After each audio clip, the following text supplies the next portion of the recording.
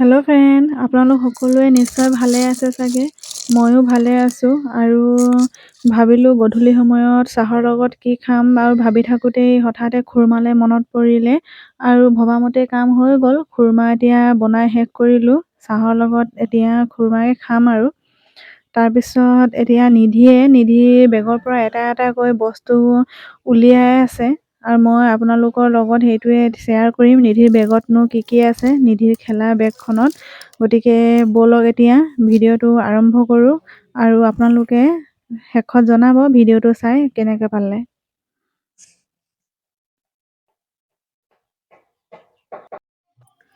গধূলি হ'লেই মই নিধিক সদায় তাইৰ বেগটো লৈ বেগত থকা বিভিন্ন খেলনা, তাৰপিছত এনিমেলছ, আকৌ ফ্লেছ কাৰ্ড এইবোৰ দেখুৱাই থাকোঁ।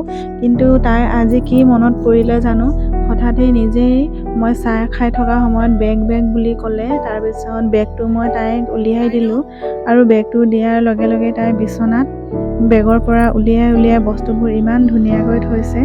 মই ভাবিলোঁ এইটোৱে ভিডিঅ' কৰি থৈ দিওঁ আৰু আপোনালোকৰ লগতো শ্বেয়াৰ কৰিম।